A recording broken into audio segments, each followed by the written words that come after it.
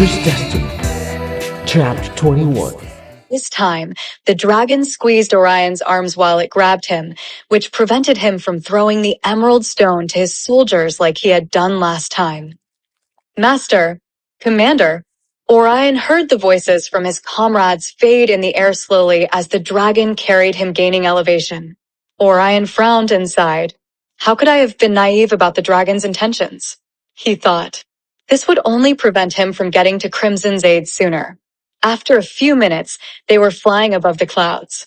He felt a shiver and his skin got goosebumps. He thought of the mission, how to escape, and of his beautiful home forest, which ultimately he was there to save. He took a deep breath and opened his mouth and eyes wide in amazement. The flight somehow felt to him as if it flourished his very essence. He saw the rivers, the lakes, the forest, hills, and mountains from above. He even saw the Mosquito Queen's castle sitting at the bottom of the austere mountains, next to a dark, muddy swamp. He saw the snow on top of the mountains, then the migrations of herds of animals. Although Orion feared for his life, the cool air and seeing all the land from a high altitude gave him a sense of peace and surrender. He even wondered if that's the kind of peace one would feel just before greeting death. He didn't want to dwell too much on that thought, though. Surrendering was not in his nature. After a while, they reached a shore next to the Lucullan Sea. Then they finally reached the seas that lead nowhere. They flew above an endless ocean for about an hour, and he finally saw land once more. An island. In it, they arrived at another range of mountains. These were higher and more steep than the Zephyr and Austere Mountains. What is this land? Orion thought to himself. He had not seen past the seas that lead nowhere before, where the dragon was taking him with its own claws. Actually, nobody he knew of had any idea of what lies beyond them. He was being taken captive to an uncharted, unmapped world. But now, he was landing on a large mountain range on an island there. He saw dragons flying around them. Orion assumed there, and then that he was going to be dragon supper in a few moments. Too bad this trip was going to end soon for him, he thought. He even felt like a failure, and a sense of hopelessness began crawling up his body, like thorny vines latching onto him. But at least he saw what lies beyond the seas that lead nowhere now, he thought.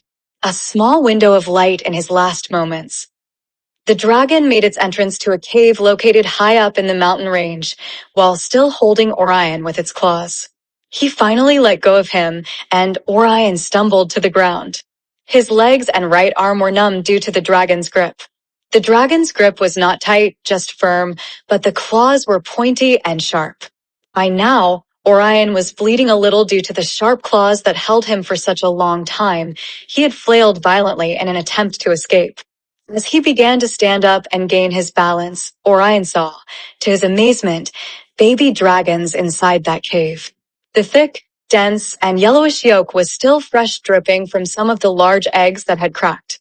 Crimson himself, who was taller than Orion, would easily fit inside one of those large, dripping eggs, given the right position.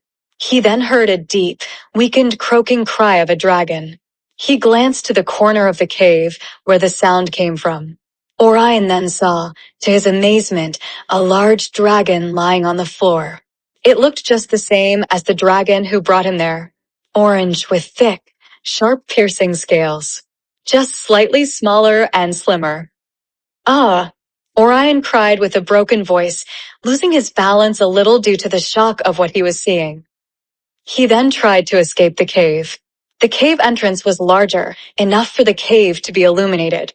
But the dragon who brought him blocked the entrance, preventing his exit. It then pointed with its head towards the dragon that was laying on the floor, signaling Orion in that direction. Orion stood still. He soon realized he had no escape and that he was about to be eaten by the dragon laying in the corner. The dragon then bowed at Orion and signaled with its mouth once more to the corner of the cave where the other dragon was lying on the ground. Orion, who was not expecting that bow from the dragon, raised his eyebrow and glanced towards that direction, feeling a light sense of relief. I'm glad these dragons aren't cruel beasts. They're just hungry, he thought. He took a deep breath and slowly began to walk that way. He felt his heart pump faster as he approached, ready to draw his sword in a final attempt to stay alive. Just before getting to the large dragon lying on the floor, he stopped, took a deep breath, and walked his final steps towards it. Once Orion was in front of that dragon, he noticed how the dragon was breathing heavily, with difficulty. There were long pauses between breaths, and it would move its chest when it inhaled. It seemed to be under stress and pain. It seemed weakened. He then saw blood on the floor all around the dragon. Orion gasped. He then glanced back at the dragon that took him there. The dragon again pointed its head towards the large dragon. Orion stood there, frowning his face, confused. He then began pacing back and forth next to the dragon. A few moments later, he understood what the dragon wanted. "You want me to heal your dragon friend," he exclaimed with relief and a smile on his face. He then quickly took out the emerald stone. Orion did not know yet where the dragon's injury was, so he had to look for it. He walked around the dragon, but couldn't see where the injury was. He then saw an uncracked egg that was close to the dragon, and it had blood on it as well. "Your mama dragon," he gasped. It finally all made sense to Orion. Why the dragon brought him to this cave, and why the dragon wanted the emerald stone. The dragon saw its power while they were battling him, and now wanted to heal whom was possibly his very own dragon mate, who had just laid the eggs of his very own offspring. After looking at the blood-stained egg, Orion now understood where the injury might be. He got close to the mama dragon's bottom and placed the emerald stone there. He left it there. A few minutes later, the mama dragon's eyes widened and it stood up. She was completely healed. The first thing she did was to quickly rush towards her eggs and baby dragons and begin to nurse them.